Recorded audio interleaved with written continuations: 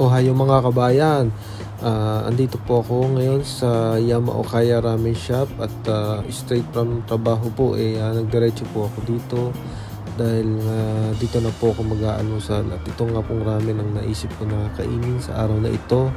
At yan, ito ang lugar pong ito ay malapit lang po ito sa aking apartment. Yan, pasok na po tayo, tara.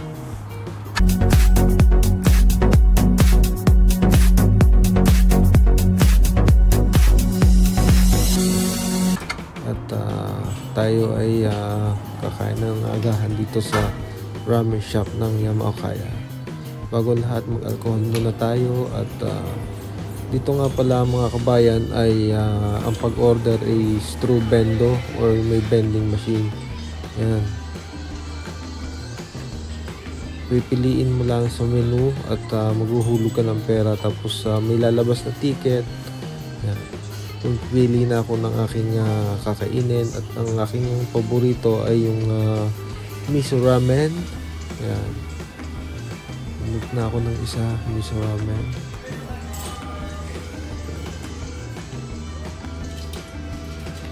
Tapos ang pipiliin ko ay yung nasa medyo gitna. Meron maraming nakalagay na karne o chashu. Yan, buhulog na ako ng pera.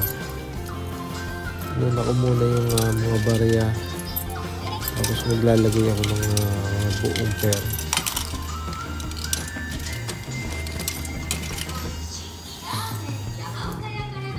Napakadali lang ng mga mag-order kabayan, hindi mo na kailangan magsalita.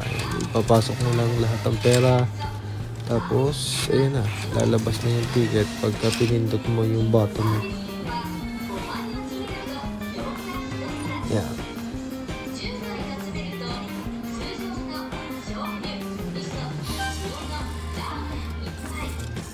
Dito nga pala sa Yamaokaya ay kapag pumindot ka ng ramen, may libre siyang ticket, at pag nabuo mo yung ticket ng 5 piraso ay sa susunod mong pagkain dito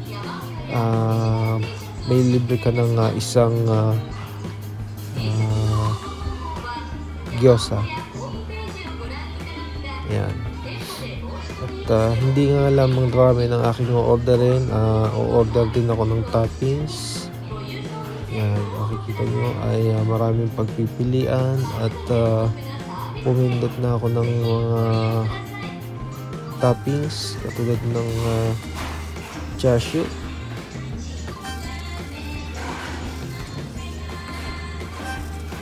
tapos itlog. Kailangan ko rin itlog. Marami akong na-order, daming ticket. Yan. Tapos kukuhanin ko yung aking sukle. Siyempre papatak na doon yung sukle, kuhanin mo lang. Tapos ay ibibigay mo na ito sa staff ng Yamaokaya Ramen Shop. Yan. Tapos umupo na ako. Yan, pinuha na yung aking ticket. Tatanungin ka kung ano yung klase ng noodles na gusto mong kainin, at ang sabi ko ay normal lang. Tapos ito na, naghihintay ka na lang sa lamesa. Hintay muna ako. Chillax lang, chillax. Pagod galing trabaho, pero yun nga, dito ako kakain. At masarap kasi dito ang ramen sa Yamaokaya. At sabi nila medyo may amoy daw yung lugar, at hindi nila gusto yung amoy, pero sa akin naman wala namang kaso sa akin ng amoy, basta ang ganda ay masarap yung ramen na kinakain ko, kaya binabalik-balikan ko pa rin dito ang ramen shop na ito. Yan, maaga pa itong aking pagkakapunta, kaya wala pa masyadong tao. Yan. At ayan yung view sa labas, malapit lang yan sa aking apartment, siguro mga 3 minutes walk lang, ay 3 minutes by car. Ayan. Niluluto na yung aking in-order na ramen, at maghintay-hintay na lang po. At ayan na, dumating na aking ramen, no, napakasarap. Ayan, yun po yung nilagay ko mga toppings, ang itlog, tapos nori, at saka yung extra na chashu na square naman siya. Tapos may kanin ako na konti lang kanin. Ayan, sinimulan ko na po. Kakainin ko na po ang aking ramen. Ayan. Lagyan natin ng paminta para mas masarap.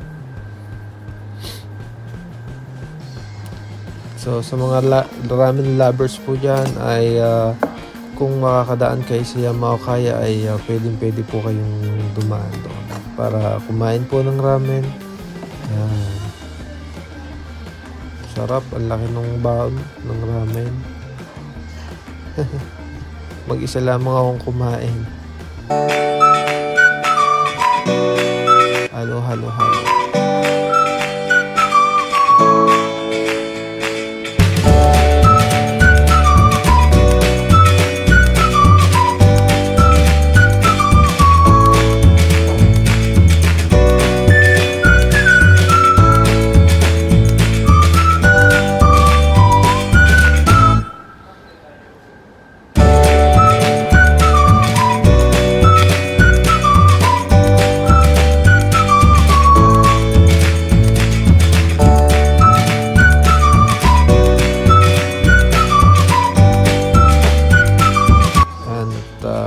Inuna ko yung chashu at iniulang ko na talaga sa kanin para may ulam tayo habang kumakain ng noodles ng ramen.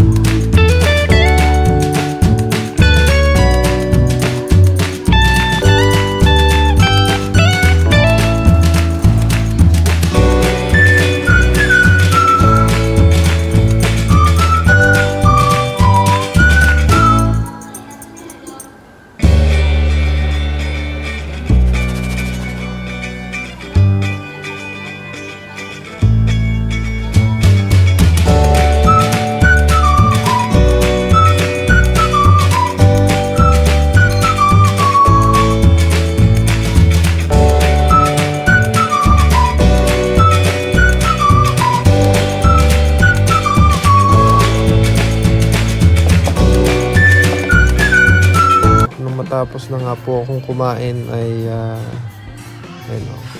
hindi ko masyadong iniinom ang sabaw, kaya marami pang tirang sabaw. At natapos ko na po mga kabayang kumain ng ramen. Napakasarap, busog na busog ako. At yan, tara na po, uwian na. Nabusog na ako sa ramen. Maraming salamat po sa panonood mga kabayan, at hanggang sa muli po. Magandang araw po sa inyong lahat. Ohayo gozaimasu po. Bye bye.